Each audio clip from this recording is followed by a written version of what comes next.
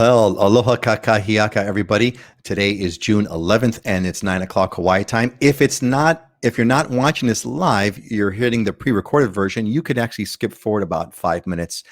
This is the first pregame, what I call the pregame show, where we kind of warm everything up, get the audience to start to stream in, and we also do our mic checks. So I'm here with my friends, Dylan Nonaka from the Big Island, Scott Startzman from Oahu, and Heidi Dollinger from Maui. Let's do our traditional kind of moves over here. Dylan, we're gonna go in clockwise order. So Dylan, what's going on, buddy? What's the Aloha shirt? What's happening? How's Kona? What's going on? You're muted. See, that's why we got to warm up there. That's what the warm up is for. That's what we're doing right now. I'm doing the Ren Spooner with a Dietrich Verez print on it today. And if you're not familiar with Dietrich Verez, look him up. He does some really cool. It's like stamp printing where they carve out the wood and then stamp it onto canvas. And so this is like one of his. He's got lots of different prints, but they make shirts out of them. So pretty cool. Now, I don't know if it's intentional, but it also happens to your shirt matches perfectly with the background posters you have color-wise. Not intentional. It's just like, see, because guys, I think guys are unable to do that kind of thing. We color matching, just like it doesn't just work with my brain. But I'm colorblind. I don't have normal color perception. On top of it, well, so I can't be a pilot. For a colorblind guy, you've done an amazing job of color matching. It's absolutely astounding. Scott, what's going on, buddy? How's life on Oahu? What's the shirt? What's going on? Actually, we got some kind of junky weather today. This Diamond Head never gets clouds, hardly ever. I mean, you could have clouds in other areas of the island pretty consistently, or even out through Waikiki, but for some reason, Diamond Head always stays pretty clear.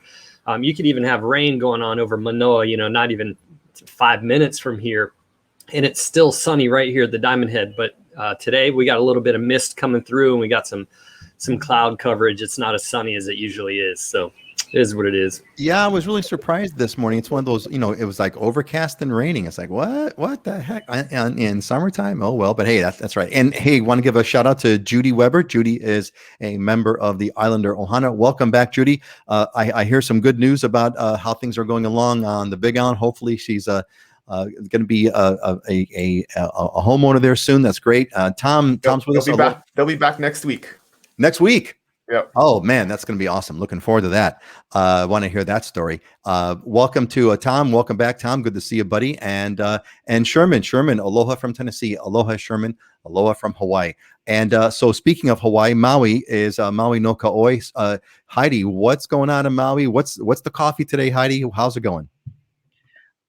Well, I was out and about this morning. I was in Lahaina town, so I got coffee at Old Lahaina Coffee Company. They have really, really great coffee, and you can only get it in Lahaina. I think you can buy it online too. But I had a blend called the Whale's Tails, and it's Maui mocha coffee. It has kind of this natural chocolate taste, but there's nothing added to it. So it was excellent. Highly recommend it. Whale tail coffee from Lahaina Coffee Company. There's just something about that, Heidi, that just sounds just damn cool all the way around. Just the whole thing. It's whale tail coffee from Lahaina, and we all know how cool Lahaina is. It was the former capital, was the capital of the state a long time ago. Really, really neat. Thanks, Heidi, for that great update. And let's say hi to our friends here. Patrick is back with us. Hey, Patrick, how's it going, buddy? Aloha, guys, and Heidi. Good to be in your mainland audience once again. Back home on the East Coast for my Las Vegas and Joshua Tree Memorial Day vacation. Excellent. I won, but not quite enough yet to be a cash buying Hawaii homeowner. LOL. Low mahalo. Hey, Patrick, keep going for it, buddy. Live the dream, man. Got to live the dream. Just like Dylan's living the dream. Look at Scott. Scott's got the coconut trees behind him. Heidi's having coffee from Lahaina, whale tail coffee from Lahaina. This is it, man. This is it. Neil, welcome, Neil. Welcome. Aloha, Neil. Great to have you. And Brandon, El Paso. Excellent. Welcome from El Paso. All right. Well, hey, that our 5-minute warm up period is done, and we are absolutely warmed up. Let's kind of switch over to talk about some news. The latest kind of a quick headline. So interesting here. What's going on, folks? Is the median home price is getting to $1 million. So Maui, there was a story, and I want to hear what Heidi's got to say about this. We're going to switch into that right after this. But Maui home prices went over the historic $1 million median home price. Median homes means half the price. It means half of the homes sold for more than $1 million, half the homes sold for under $1 million. First time for Maui, and Oahu is actually really getting close to its $985,000 is the median home price on Oahu. And I'm going to definitely want to hear about this more details from Scott and from Heidi. $9 for a loaf of bread. You're probably getting hit. You're probably getting hit with inflation at home in Hawaii. You know, it's hardcore. So $9 for a loaf of bread. There you have it. This is there was a teacher that they interviewed, Mrs. Nakamura, and she said, "I couldn't believe it. We couldn't find green onions. Finally found them at a grocery store, but for $4 a bunch. $4 a bunch of green onions." That used to go for 99 cents. So Hawaii, true to its form, Hawaii is more expensive than every place else, but it is what it is. And we're living in paradise. We're paying for the price for it, but we're loving it. COVID, look, folks, I bring these stories every so often. 2 were arrested in Maui for violating COVID travel rules. We had one, basically what they did is we had folks that came to Maui without having a negative COVID test, which is one thing. And then they broke quarantine, which is the big boo-boo. And what happened is one of them volunteered to leave Maui. And where did they fly them? Oh, they flew them to Oahu because, you know, we could do it. So that's that. But the other one flew back to Virginia. So, you know, word to the wise, if you're going to come to Hawaii, plan it carefully. Make sure you've got your things all registered and correct, and don't mess that up. June 15th looks like we're loosening up on restrictions. We're going to be having some June 15th, a couple things are going to be happening. We're going to get more details later, but if you've been vaccinated in Hawaii, you can go back and forth, trans-Pacific, back and forth to the mainland and come back without having a COVID test. There's going to be some relaxing on the neighbor island restrictions as well. There's going to be some details, but I just wanted to tell you about it so you get it here first. And then finally, if you're a Southwest Airlines fan, you're going to love it because Southwest is now making a real big deal of coming back and forth from Hawaii, from Las Vegas. It's one of their biggest legs. So that's pretty much the news. The COVID case count there, you see the cases are kind of still going down. The fatalities are really coming down. Those two used to correlate, but no longer. And of course, the weather is perfect in Hawaii, except for today on Oahu, which is less than perfect. But that is what it is. So anyway, hey, look, gang, you know what I was going to say? I was thinking about the fact that we had these $1 million stories. Let's just go right into a real estate market update, and I'm going to want to hear from Scott and from Heidi about the $1 million thing. But before, why don't we just go in order here? So, Dylan, what's going on the Big Island? It's been nonstop bananas. We all know that. What's new and notable that's happened over the past 2 weeks in the market, Dylan? Well, we have some fresh data from May now. So the May sales data closed out, and looking at the data for May, although it still looks bananas compared to a year ago, because obviously there wasn't much activity in May of last year. If we compare it to last month, there's actually a pretty significant slowdown. So across the island, like 30 less homes sold than last month, 50 less condos sold than last month. So things are slowing down mainly just due to a lack of inventory. So we're still at pretty historically high levels of volume, but compared to the last couple of months, things are actually tapering off because we're running out of inventory. But the fun fact for today on what's going on in the market is last month there were 30 homes that sold over $3 million on the Big Island. A year ago there were 3. 2 years ago there were 4. So just to give you some comparison, there's usually in the single digits, and there were 30 homes over $3 million that sold. So there is a ton of activity in that higher price range. And even though Maui and Oahu is looking at that $1 million median price, that's not the case on the entire Big Island, but in the Kona market where I focus on, the median price is up to $948,000. So we're creeping up there close to that $1 million mark also in the west side of the island. Wow, that's a big one, man. It looks like holy moly. It's what I mean. I guess that's the way the market's kind of rolling. What is there anything that you could attribute to it? I mean, is there a why behind it?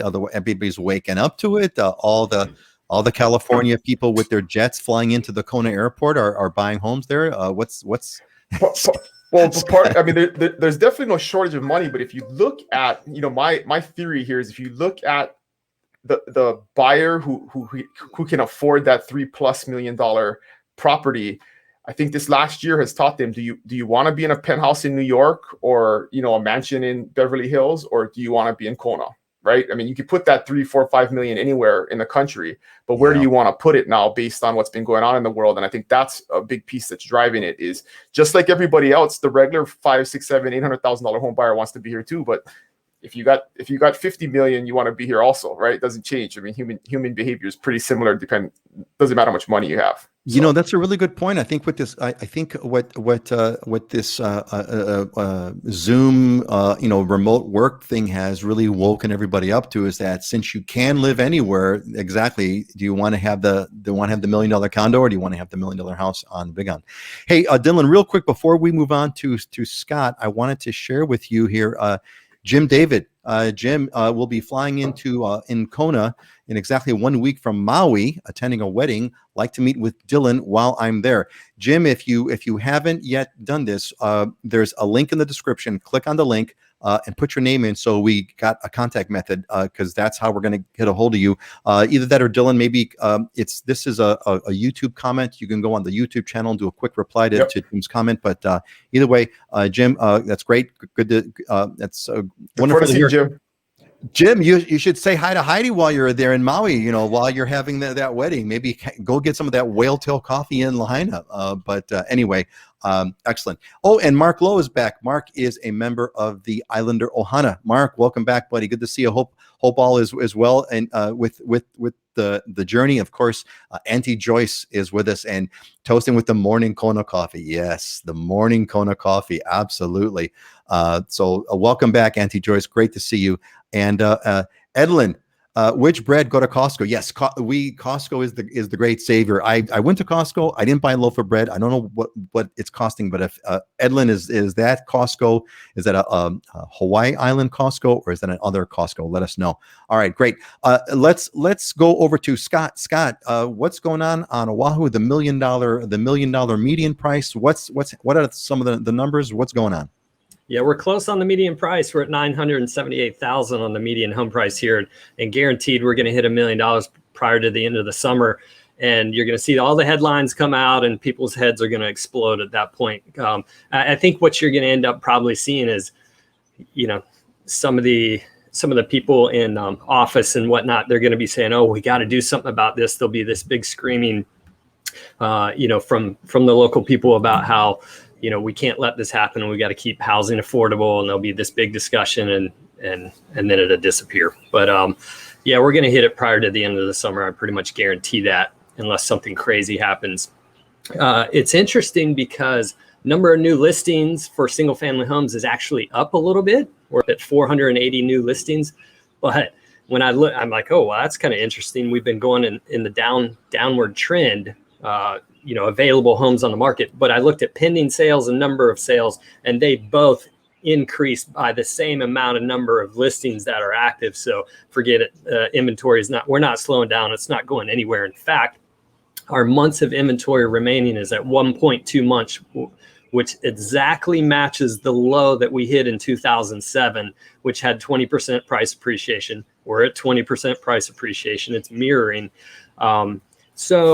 Just to kind of give you a perspective on stories, wrote an offer in Kailua competing with 11, wrote offers in Ocean Point out in Eva. There were, 10 to 17 offer competitions on that. And that's with a, $50,000 to $75,000 appraisal clause, $50,000 to $75,000 over asking price, even concessions such as, paying for sellers, closing costs, no TIR, no termite, no cleaning required by the seller. So that's what kind of market you start looking at when you have 20% price appreciation and that little bit of inventory. The interesting thing on the condo side is inventory is nosediving right now, because last month there were about 700 pending sales. There's now 1,100 pending sales this month, meaning a lot more went into escrow, and the inventory is quickly starting to shrink on that condo side to catch up with what the housing market has been doing. Man, this thing is It's not slowing down. it's not slowing down, man. It is not slowing down. By the way, I watched a Paul Brubaker video, and I'm going to post it on my my YouTube channel here in a little bit. But it's exactly what I was saying is exactly what he's saying as well. He's like, this is not a demand issue. This is a supply issue.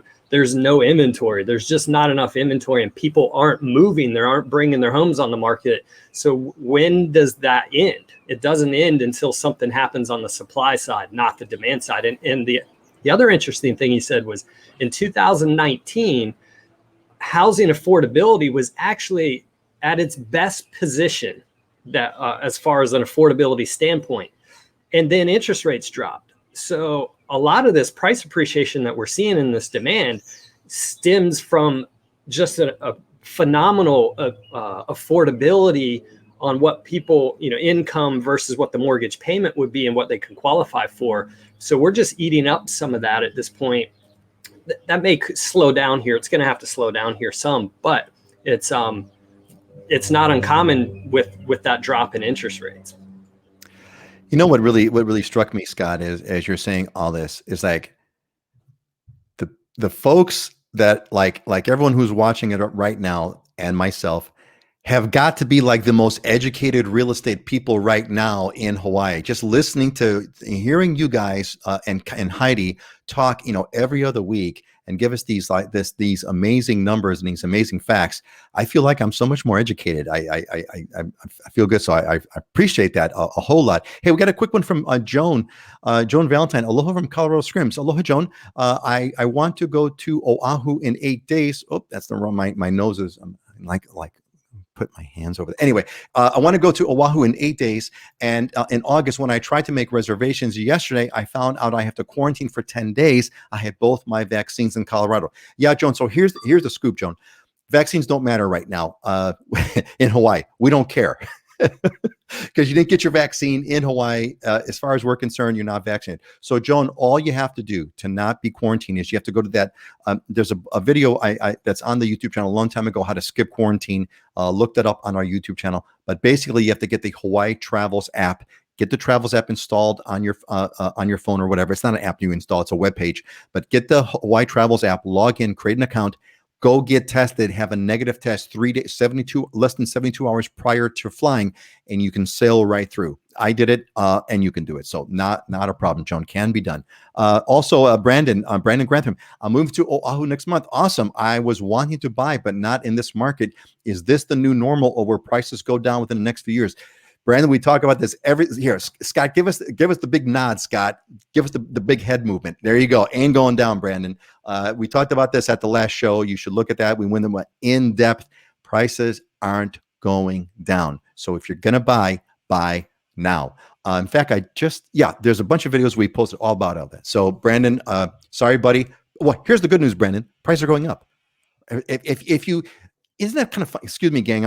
I just got a flash of stupidity right now. Some people have aha moments. I have duh moments. So I just had a duh moment. And the duh moment is, if you think the prices are going up, why wouldn't you buy right now? Right? If you think if you think about buying a stock, just forget about a house. Think about buying a stock. And you kind of like someone gave you some inside scoop that the stock price is going to go up. Would you wait? Or would you buy it? If you think prices are going up, buy. Okay, that's my dumb moment. It's just stupid. Heidi, please stop me, Heidi. Stop me before I hurt myself. What's going on in Maui, Heidi? What's the update? The $1 million mark? How's the market? What's going on, Heidi? Well, you broke the big news that the median price for a single family home on Maui is now over $1 million. Our statistics showed it's $1,039,000. And it seems unbelievable, but No signs of that slowing down anytime soon. Now, the median prices for condominiums went down just a little bit last month to 615, but I mean, they've been strongly appreciating in recent months. We did have more inventory come on the market in May, but all that is getting absorbed. The number of properties going under contract is at a high right now. I mean, even just looking back over the past 10 years. So it's a fun market. It's a market. I mean, I think I said this before. It's important to work with a good agent, be engaged. It's not the type of market where you can plan a trip in a couple months and tour a whole bunch of properties and then go home and make a decision. It's important to do your due diligence up front and have a lot of knowledge before things come on the market. So when the right property comes up, you're ready to make a move. That's kind of what I'm finding right now. I mean, I'm working with a lot of buyers and I know that new inventory is going to come up. It's just, it's all about timing in real estate. Yeah, I mean, it's interesting. I mean, so inventory, is there like some new developments going on in Maui, Heidi? What's bringing on that new inventory that you alluded to? I mean, there's just a few more listings coming on the market, but I mean, this is compared to recent history where there was very low inventory as well. So inventory is still very low. It is still very low. Yeah, I mean, it's going to be. This is an interesting topic, gang. I'm feeling drawn into this because it's like it could be a fun conversation. But before we get drawn into it, we have a couple things that came in from our friends. So Brandon, hope that helps you with your dilemma, Brandon. It's a big one. Jim, I was about to call out and do a where's Jim post. Jim is back. Aloha kakahiaka. Welcome back, Jim. Great to see you, buddy. Thanks for being with us again. Neil says, what percentage of your buyers are work from home moving from the mainland? Can we give a really fast answer, like a percentage number, or don't know? Let's just go. Let's go in reverse order. Heidi, what percentage of your buyers are work from home moving from the mainland? I would say only a small percentage. Small percentage, okay. I'm in a resort market. I have a lot of buyers who are buying part-time homes to go back and forth. Got it. And then I have some local buyers that live here, are buying a place to live, or are buying an investment property. Got it. Scott, what about you? What percentage of your buyers are work from home, moving from the mainland? Maybe 5-10% max. And I'm even skewed because I have, more of my clientele base is going to be a mainland draw. So that's going to be even skewed more compared to a lot of realtors here. Interesting. So, okay. And Dylan, what about your guys? What's been your experience with your brokerage? Yeah, I would agree with Scott. I mean, it's probably less than 20%, maybe 10%, something like that. I don't have any real data on that though. And again, it's anecdotal because when we're on the list side, we don't necessarily know what the buyers are doing, right? So right. So we only kind of get 50% of the picture. Yeah. Right. So there is a trend though. There's all kinds of stories. It certainly seems that's getting a lot of coverage. So it's going to be interesting to kind of see what that. Go ahead, Scott. The bigger trend that I have is people actually transitioning here, moving, not necessarily working remotely. They're just moving here. Period. They're getting out of whatever area they were in, but it's not necessarily work from home at that point. There's a really interesting shift, right? I think there's a huge cultural shift, a movement shift. There's all kinds of stories I'm catching that people are not coming back from work. They're not going back to their jobs. They're switching. They're leaving their jobs. They're starting. And there's all kinds of stuff going on. There's a big shift. Go ahead, Scott. Yeah, there's an interesting one too. I mean, Dylan touched on this a couple of shows back where I was looking at I saw an article about the number of basically new entrepreneurial businesses being created, and it's gone through the roof. So people are some of them are quite shifting away from whatever job they were doing and starting their own thing now. And they finally made that shift into being an entrepreneur. Yeah, that was Dylan's line, right? If you're not use that COVID money to kind of restart your career, Dylan, is there anything that you wanted to add to that? I'm definitely noticing that there's people who are buying now to rent it. So I mean, technically it's an investment, but they have an intent to move here in a couple of years. But they see the value in buying now and holding, just renting it out. You can cover your mortgage with your rent, and then you have something when you're ready to move a couple of years from now. And they're of the mind, like you said earlier, prices are going up. It's cheaper to buy it now than wait 3 or 4 years and then buy then. So there's definitely, I see a lot of that going on too. That's it, man. That is definitely it. Let's see. We have a couple more of things over here. So Auntie Joyce agrees. Thank you, Auntie Joyce. Why are people waiting to buy if you have the money and if the prices are going up? That's it. And we have wonderful Ohana members. And Judy, thank you so much for doing this. So Joan, this is for you. So go to travel. Judy was kind enough to give us the URL, travel.hawaii.gov. Get a COVID test at Walgreens. Make sure it's the right test for Hawaii travel. You'll take the test 72 hours before the last leg of your flight. I've done it here in Colorado 3 times and no problems. Judy, heaven sent. Thank you, Judy. That is a great blessing. So Joan, talk to Judy, man. She's from Colorado, did it 3 times. And Judy is going to be soon a Big Island resident, which is great. And speaking of other members of the Islander Ohana, Megan is a member of the Islander Ohana. Hey, Megan, great to see you. Megan says, aloha, friends. We're finally under contract on Maui and have our inspection today. Please send good vibes.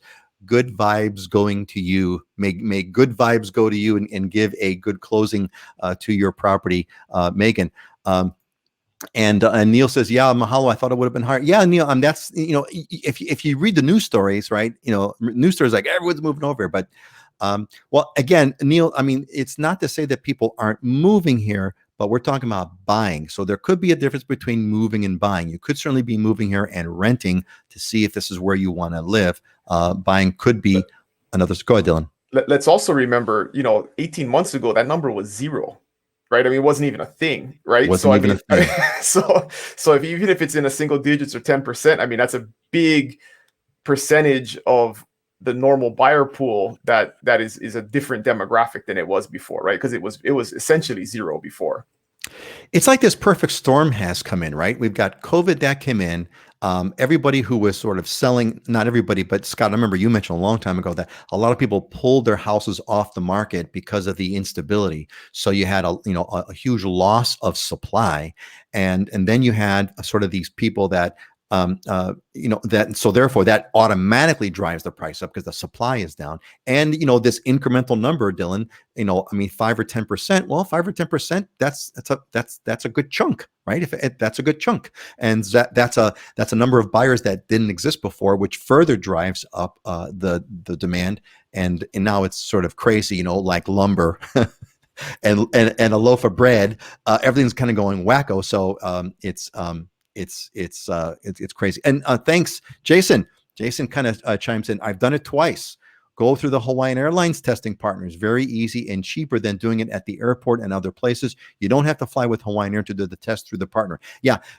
Thank you, Jason. That's great advice. Go to travel.hawaii.gov. That's the place you want to go to. Sign up on that app. Get an authorized test. They've got it down.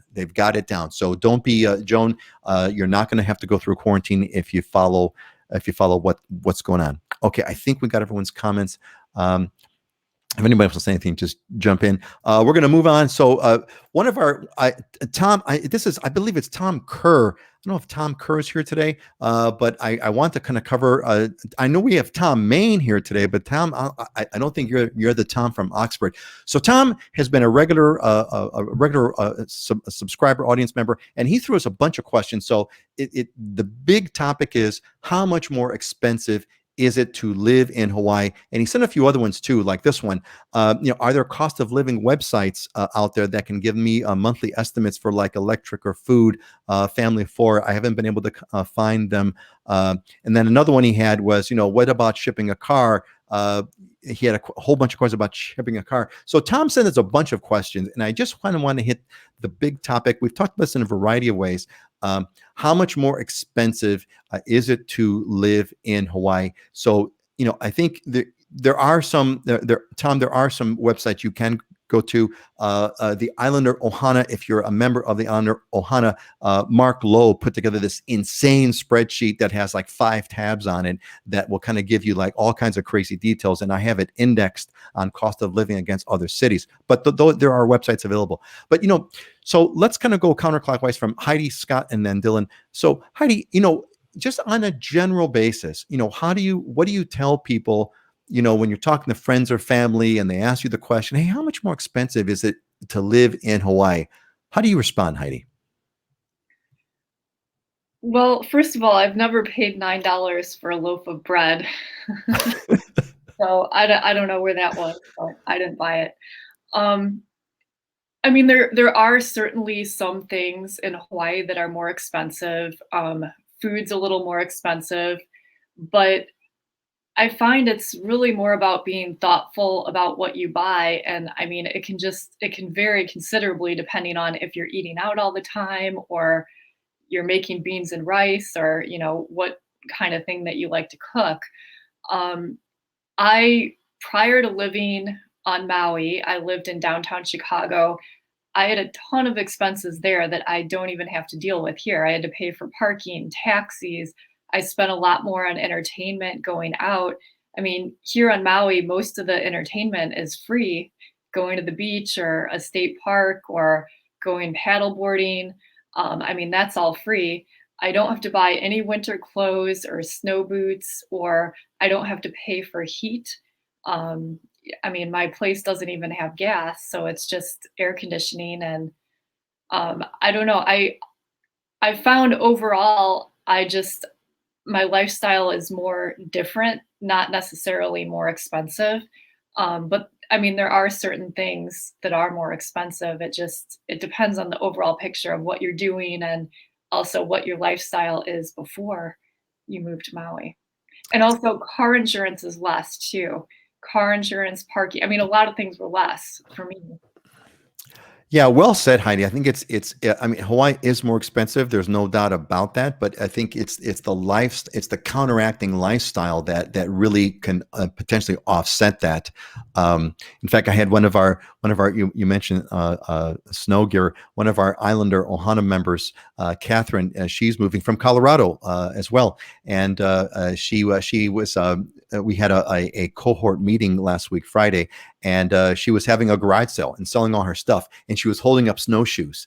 And I was thinking about, man, talk about like the most useless thing you could possibly move to Hawaii, snowshoes. I couldn't think of, there isn't anything more useless than snowshoes. Scott, how do you respond when people ask, when you have friends and family that are talking to you, hey, Hawaii is expensive. How, isn't it really expensive? How do you do it?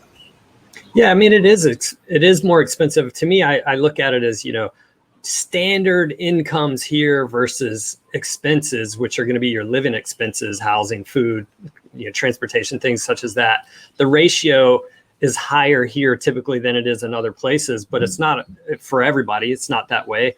And like Heidi said, your lifestyle changes when you come here. You do different things. You buy different things. From the basics, though, there are some things that cost more, but even the grocery shopping, I mean, you can still find good values and good deals. I always joke around when I travel to the mainland, I look at the Whole Foods bar that they charge. You get the food, the hot bar there, where it's like I think it's per pound, $7.99 per pound or something. And I always look when I go to San Diego and other places on the mainland, hey, what's the Whole Foods hot bar price per pound in other areas? And it's always like $1 less, a pound somewhere else. And so that's kind of a small indicator or whatever, jokingly. That's actually a really good consumer price index kind of number. It's a combination of all kinds of stuff. Yeah. Yeah. But I don't know. I mean, I don't feel it, and it's not because it's not like I make some disproportionate income to other people. I'm just more selective on what I do and what I do with my lifestyle. I'm more of an outdoors person to begin with. So most of the stuff I do is free. Like Heidi said, I go surf, swim, hike. None of that costs any money. I don't even have to pay for parking for it. Whereas in a lot of cities, everything you're going to do, you're paying for that. Your transportation costs are going to be more expensive in that situation. Yeah, that's so well said. I mean, look, Hawaii is more expensive. I tell people it's twice as expensive. Just the, rule of thumb, it's 2x. Our electricity is higher, obviously, and yeah, here we're all saying, well, it's not that. Yeah, $1 million median price. Okay, hello, it's Well, way to hell more expensive. but the housing is really skewed here. That's what Skewed, costs big you the time. most. I mean, my electric bill, I live in a condo. My electric bill is $125 a month. That's not outrageous. That's not over the top. I have all the same appliances that anybody else would. I paid part of that in a maintenance fee and common elements and stuff, but that's not an outrageous electric bill compared Yeah, to I don't know what I don't know how that would compare to a mainland electric bill, but you're probably using less electricity of that nature. I don't So run my AC all the time. It's don't run your AC all the natural time, air. yeah. I get ventilated. I run it at night, but I don't run it all the time because we have moderate temperatures here. Yeah, moderate temperatures. Yeah, yeah. We have a couple of comments were popping in. So first of all, thanks, Mark Lowe. This is the guy that folks that did the insane spreadsheet. Mark, thank you.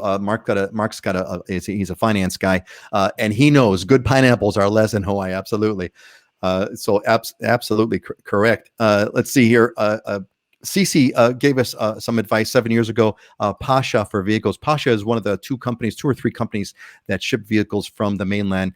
The other one is Matson and I believe Horizon, if I'm not mistaken. I think there's two or three. Pasha and Matson for sure do it.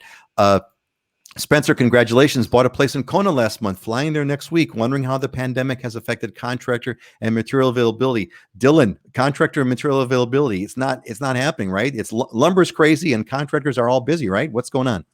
Yep, terrible time to build.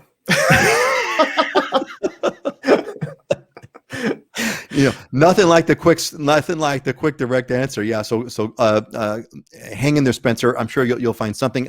Joan, see, there you go. Mahalo for the great advice, Joan. The friends, you're hanging out with the Ohana, man. And they are helping each other out. And Vern, welcome back, Vern. How's it in shock as everyone? Mahalos for the great info. Why pay high prices for food when you could live off the land? Plenty of fruits on the side of the road and spearmanini with a 3-prong. Yeah. Well, Vern, I guess, in different strokes for different folks. There was a joke. Actually, funny, Vern, that you say that. There was a joke I saw of one of these meme things that said, yeah, what could be better, spend, days and days laboring to grow a tomato that you can buy in the grocery store for $2.15. So yeah, it all depends. If you want to live off the land, it's certainly possible, I suppose, though not completely. And okay, Joyce says, Joyce had posted a bunch of links. You folks in Facebook have a look at that. Thank you, Joyce. Moneywise.com, worst states for retirement. And states Hawaii are fleeing. Hawaii isn't that bad when you look at other states and their situations. Thank you, Auntie Joyce, for that information. And Spencer, bam, loves the comment, Dylan. Okay, so let's see, where were we going here? We talked about this. We got the Skydie and Hot. Dylan, when people tell you, hey, how much more expensive is Hawaii? What's the response that you give to family and friends, mainland friends, your mainland buddies, etc., who ask you that? So for me, this is less about data and analysis, and it's more maybe this is like a life coaching answer, right? But the thing to me that is important is we have like two major resources in life, right? We have time and we have money.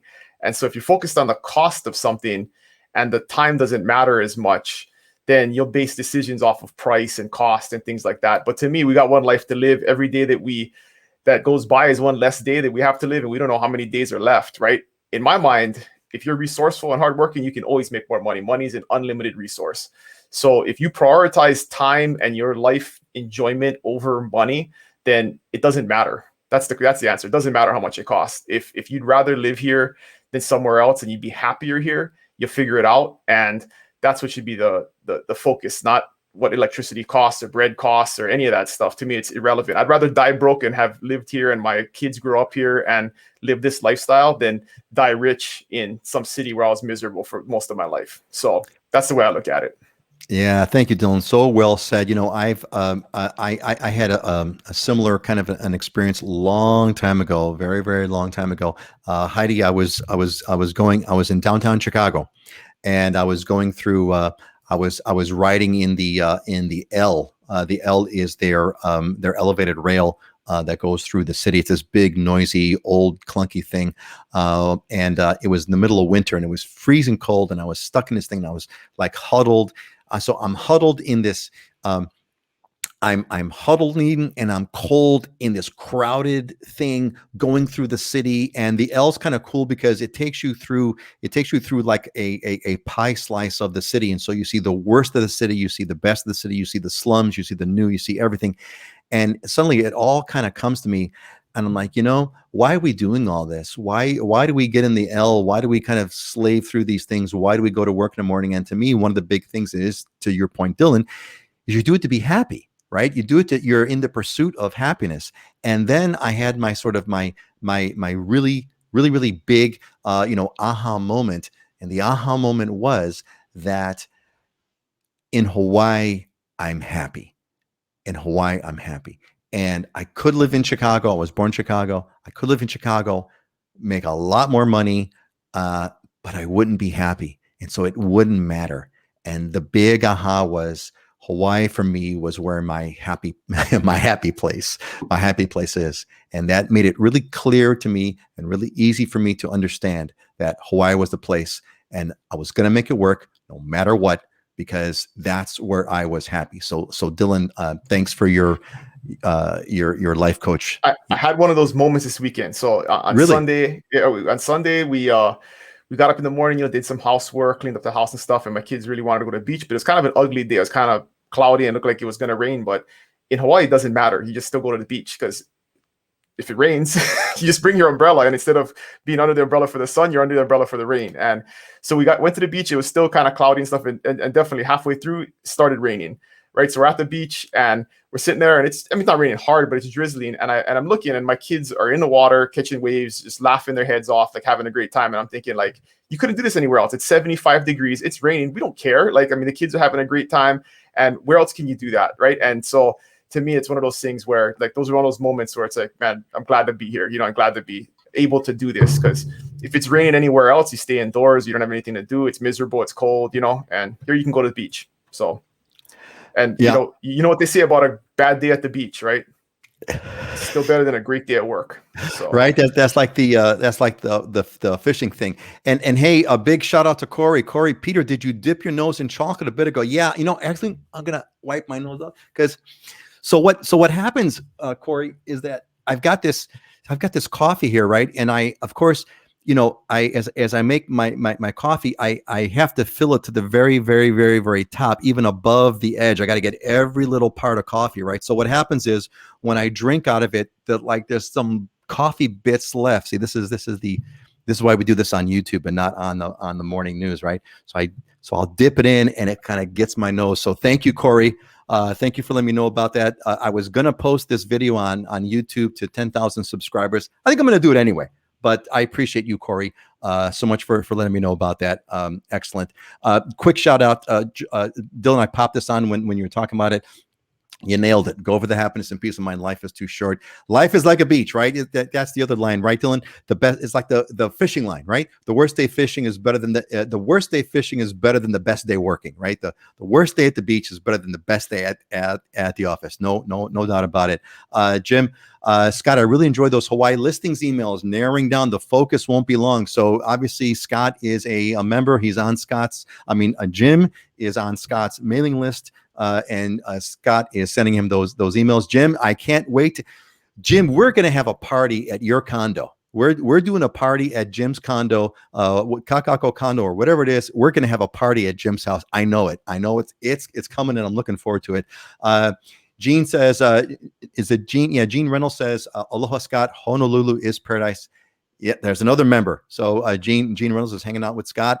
Excellent. Yeah, Honolulu is paradise. Hawaii, that's it, man. I mean, this is what we do it. This is why Hawaii's like, there's like a price of paradise. There's all kinds of things that get skewed in Hawaii, but it's because this is the place and this is where we want to live our lives. Jim, okay, all right, Jim. We're gonna be there. We're gonna be there to Jim's condo party. Awesome.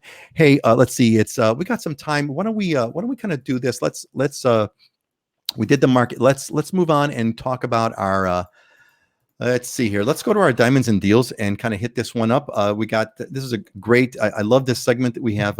Inspirational, aspirational homes that my friends have chosen for one reason or another. I have not looked at these in advance, so it's always like a little bit of Christmas here for me. So let's see what we got here first. So this is Maui. Oh, this looks great. So this is a Pio Drive.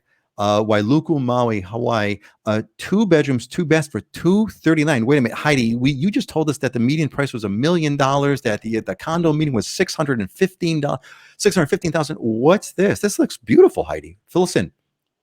Well, this would be a deal. Yeah.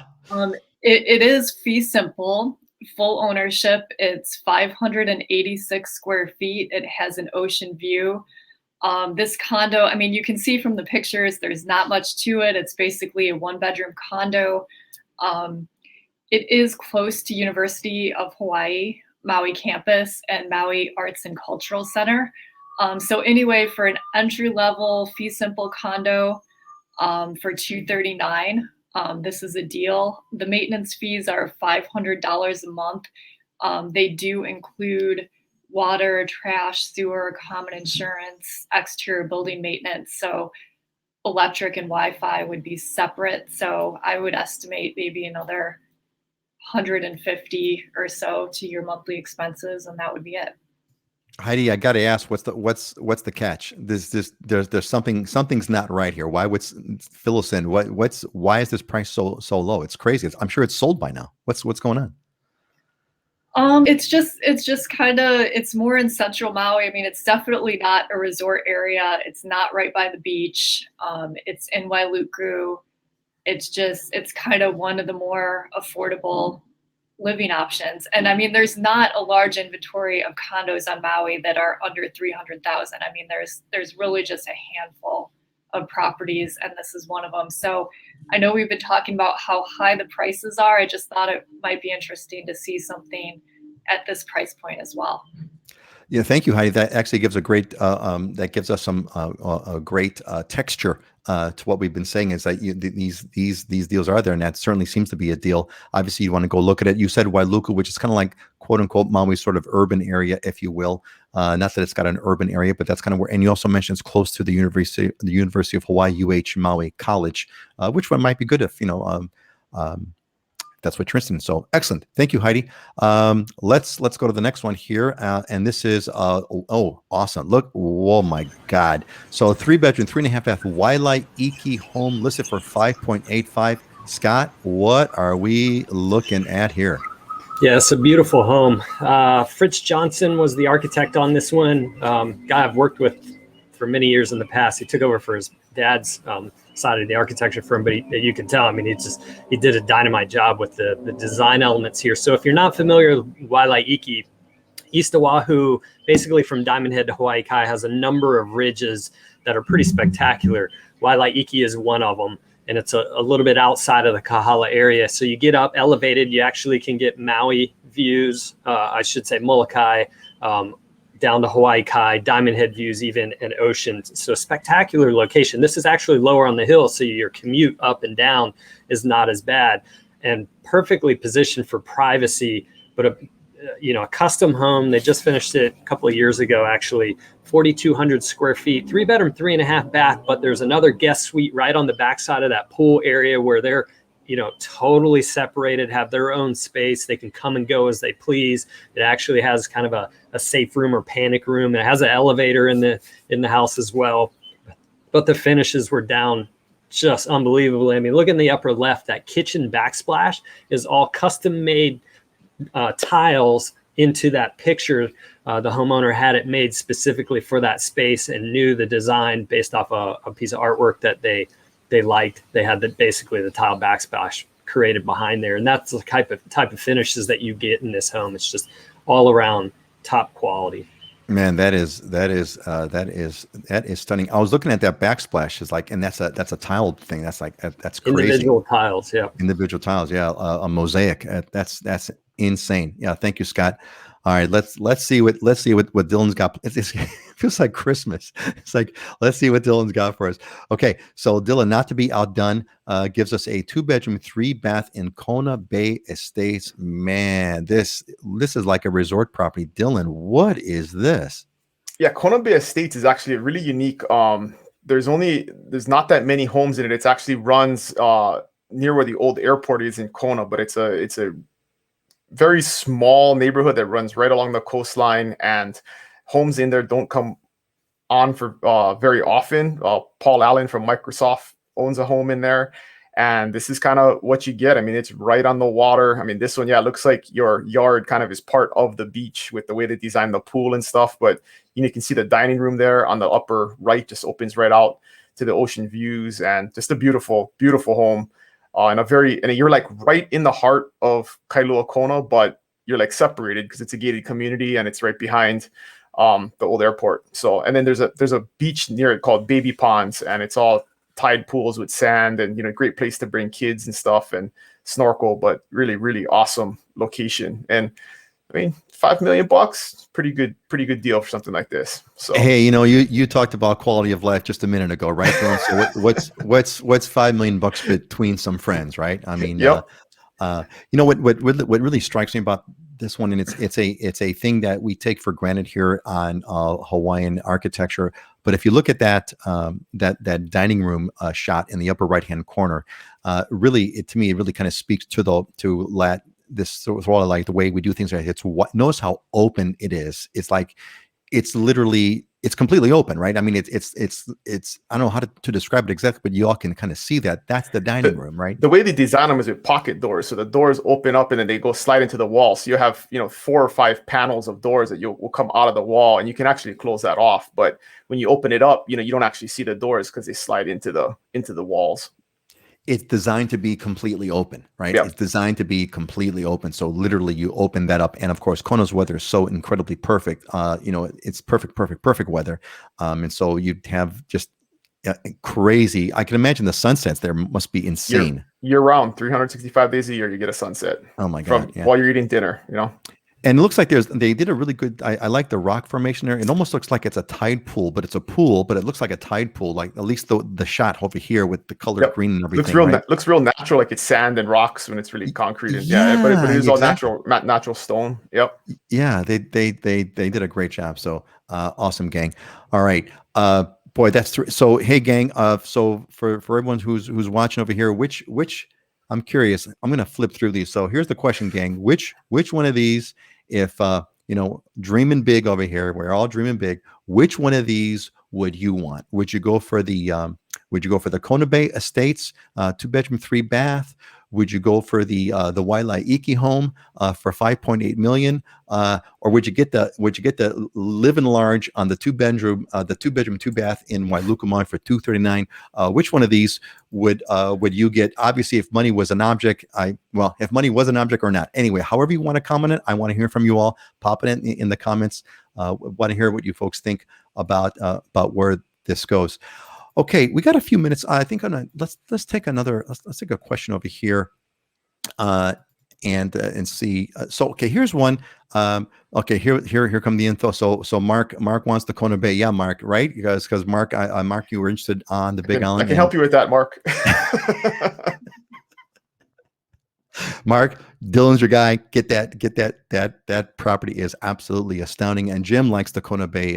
Jim likes the Kona Bay property too. Ron took the easy answer. Ron says anything. I'll take any of the above. Yeah, great answer.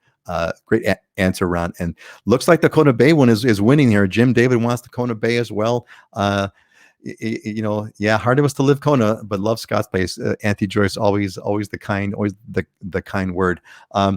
All right, hey, let's see. We have a minute for another question or two. Let's talk about commute location. So we got this question that came in. This came in from Josh from Albuquerque, and he says, what are neighbors? This is more of an Oahu question, but we'll move it around. What are the neighborhoods with the easiest commutes into town? Are they family friendly? And what should one expect to pay for an average home in each? So Scott, give us a quick rundown of, what are the, if you had to commute into town, and I think, there's maybe a little bit of a dated slide because no one's commuting anymore. We're all doing Zoom. But anyway, Scott, if you had to commute into town on Oahu, where would you recommend that Josh look at, and what are the given price ranges that he can expect? I would argue people are back to commute, and I've been hitting a lot of traffic lately, and it's been slowing me up on my showing route. Oh man, that's not fun. So, you know, I would probably touch this on a couple of things. It's not only easiest commute, but best schools could be thrown in that, and, you know, family-friendly areas. Basically, you know, Oahu, when you look at it, was developed from the urban core Honolulu outward, which means that's where most of our commerce is and business work and things. So if you want to be in that town section, you're basically looking from Diamond Head to the Poly Highway as the best neighborhoods, best school systems, best family-oriented neighborhoods. So you're talking Makiki Heights. Manoa is extremely popular, bigger yards, more established, mature neighborhood, great for families, yard space for the kids and things. Then you get further over St. Louis Heights, Palolo. Those are going to be some of the best ones for commute into town. Super easy. I mean, you come down Tantalus or Makiki Heights, Manoa, any of those, it's 10 minutes. You're max during traffic or something. You're dropping right into town. And then if you want to move in condition home, your 1.4 to 1.6 is kind of your average. You can go a little bit below that, but then you're going to be getting into fixer mode. And if you go above that, you're getting into some really nice quality products. Kahala is about 2.8 on the median price. Diamond Head is going to be right in that same range, that price point. So those get a little more expensive, but you can get some stuff in town in that, you know, mid 1.5 to 2 range pretty easily that are nice homes. Excellent. Great. So, thank you, Scott. You know what? I want to move around a little bit because we don't have a lot of time, and I don't think the commute's as much of an issue. Heidi, what's Maui's traffic like these days? Is there a commute? Is there a commute sort of a thing going on? Where would you recommend? I mean, what's Maui's traffic like? Is there a commute issue on Maui these days? Well, it depends. I mean, it depends where you're commuting to. To get from the west side over to central Maui, Ka'ului, Wailuku area, there can be traffic, and it can take an hour. I mean, it can take longer. Last year, of course, it was just great. You could fly over there. You know, we're talking about quality of life and where you're going to live. I've always been a believer that living close to where you need to be every day is really important in adding to your quality of life. And when I moved to Maui, I didn't really understand that a place that's 15 or 20 miles away could take an hour to get there because there are these winding roads hugging the shoreline. I mean, it's not a straight shot where you can just go 65 the whole way. So it is something to take into consideration. But I mean, overall, Maui is a fairly small island. I mean, most places from central Maui, South Maui, West Maui, I mean, within an hour or so, you could get there. Yeah. Thanks, Heidi. Yeah, great point. You want to live as close to you can. I used to have an office that was in town, and we had to commute into town. It wasn't that bad, but still was a commute and a rush hour, 30, 40 minutes to get back and forth, if not more sometimes. And then I moved the office to where it was, literally 3 minutes away. Huge increase of quality of life. And then finally, I made the final step, and we just built an office and connected it to the house. And that was the best move we ever made. So my commute now is waking, this whole thing about remote working. I've been remote working for over 10 years. So, my commute is getting up out of the bedroom, making my coffee, and walking into the office. That's my commute. Hey, I got a really good question that came in.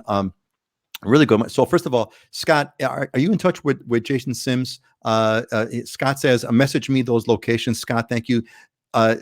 Jason, send me. You're on my list. Jason, send me an email. I'll connect you in with Scott, or fill out the form, and we'll make sure we make that connection happen for you. That's great. So, and then now here's a good one. So we got 6 minutes left. Let's kind of do this one. This is a great question. So, never talked about this before. So, thank you, Sung Ye. Naomi Nordquist, who says, "Is island fever a real thing in Hawaii?" I love that question. Thank you, because so many people talk about that. We're going to go around. I'm going to start this one because this is one of my favorites. So, for me, never. I've never. In fact, I have reverse island fever. I don't want to leave the island. I don't want to go anywhere. I don't want to go to the mainland. I don't want to take any trips. I don't want to go anywhere. I want to stay. I want to stay in Hawaii. I don't want to go anywhere at all. So that's the thing. But there are some people who get it. There are some people who catch it. They have to, quote, get off the rock. In fact, my wife every so often has to get off the rock. So I think it's a very personal thing. But for me, I have reverse island fever. It doesn't happen to me. I'd be curious to hear what you guys think. Why don't we kind of go clockwise this time? Dylan, island fever. Is it a thing in your family? What do you tell? I'm sure you get asked this, Dylan. So what do you tell people about island fever?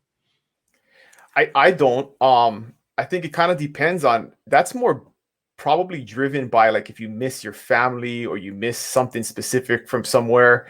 I can tell you in my adult life, I went this past 12 months, March 2020 to March 2021. I did not leave the island. First time in my adult life. Normally I go to mainland 3 to 6 times a year, between vacation, conferences, military duties, whatever it is. So I travel pretty regularly. So in normal times, it wasn't really a thing because I would travel on pretty regularly, but I went 12 months and didn't even notice it. I mean, it was totally cool. Like, so I think that was like the first test, really, if I look back. And I do like going to Vegas, and I do like, going on traveling and getting some different types of food and stuff. But I was totally fine. I mean, my family definitely not. My wife, she doesn't even care if she leaves the house. So, she doesn't even need to go. Now that Costco does Instacart, we just have like the Costco delivered to our front doorstep, and we don't ever have to leave. So it's awesome. Costco delivery?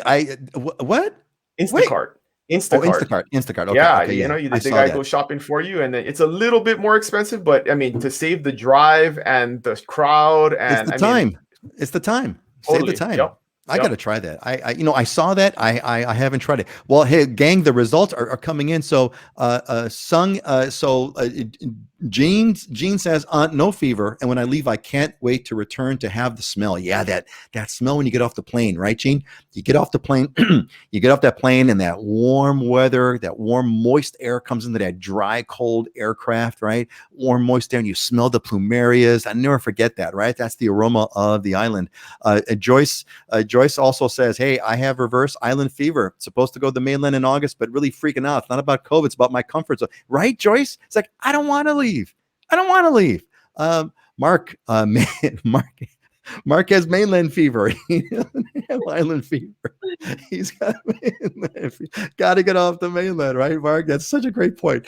Mark, really quick question to your really quick answer. Which island has the best sandy bottom surfing? Okay, period, end of story. Oahu is the surfing capital of the planet, period. Let's just stop right there. It's an easy answer. All right. So we're still talking about the island fever, the thing. Scott, what's your response to island fever? Is it a thing? Yeah. So when I moved here in '99, I didn't leave the islands for 6 years. My trips were between the inner islands because every island is so different that I felt like that was kind of vacation for me. Travel is really important to me. So I usually do 6 to 8 trips a year to go somewhere for, enjoyment and whatnot. But so no, I don't have it. I feel like the people that typically get island fever, like Dylan said, there's some component that's pulling them away, or they come here and they're not outdoors type of people. If you're going to stay inside all day, you can feel very confined and restricted. But I don't get it. In fact, and it's just like JD said, and you said, it's like, man, every time I come back on the plane and I step off and that fresh island air hits you in that warmth, you just feel home. There's something about Hawaii that really you've connected to over the years, and you're never going to get it out of your system. And all my friends that have moved away, and every time they come to visit, they say the exact same thing. Once you step off that plane, you feel it. There was one time I remember when I stepped off the plane and I'm walking through Honolulu International Airport, which is now Daniel Inouye Airport. But I was walking through the airport, and I could actually feel my muscles relaxing. I actually felt sensed it. My body's muscles were relaxing. I was like, wow, that is amazing. Heidi, what do you tell people? Island fever is a real thing. Do you have it? You have friends who have it. What do you tell people who ask you that question? No, I don't have it. I've been tested and I'm okay. Are you negative? Have you tested negative to island fever? But I think the way to prevent feeling, I mean, island fever is, I think, feeling stir crazy, like you have to get off the island. And if people don't have social connections, or they're not working, or they don't have anything to do, I can understand how you can feel that way. I've never felt that way because I've always been busy doing things. But I think if you come to Hawaii and you're just on vacation and then have nothing else to do and no connection to anyone, I mean, I can see how you might not want to stay. So, I mean, I think it's about having social connections, working or volunteering or having personal interest or something. Because, I mean, after you go to a few luau's and go snorkeling at all the best spots, I mean, are you just going to keep living your life like you're on vacation, or what are you going to do? So, thank you all, Dylan and Scott and Heidi. I think you guys really kind of fleshed. That's what I love about us when we get in these conversations, right? There's all these different perspectives. It's like a big patchwork quilt, and it all kind of comes together and it forms this great idea. And what I'm kind of catching from you folks that I never really thought about earlier was that this island fever, it's not like this sort of psychological thing that you could kind of take a pill for, so to speak, but it's this thing that comes out because you've either got sort of, you're either all cooped up inside because you're not an outdoors person. That was your perspective, Scott, which was great. You're kind of all cooped up inside. Or Dylan, it's like there's nothing that's there's something that's kind of pulling you away. That's kind of, something on the mainland that's kind of drawing you there. Or Heidi, to your point, it's because you don't have connections, right? You don't have that social web, that social fabric that kind of binds you to this place. And that's a really great insight. So Sung, I would say that's the thing. Island fever is a real thing for those people who have these issues that we kind of talked about. If you're not connected, you're not in the you don't have a social network. You don't have out things to do. You're not busy. You don't have a job or something that's meaningful. That will all contribute. But it's not a geological thing. It's not a locations thing. You don't have unless you're Mark Lowe and you got mainland fever. But aside from mainland fever, you basically it's those elements. And I really hope that this is kind of fleshed out. Jim, are the luau's open at this time? Jim, I think some of the luau's are open. I don't know specifically. With Scott's nodding his head. I was at the Marriott this past weekend.